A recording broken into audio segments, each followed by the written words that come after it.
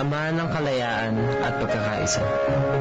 kami po ay taus-pusong nagpapasalamat sa ipinagkaloob mong demokrasya. Isang karapatan na pinaglaban sa mapayapang paraan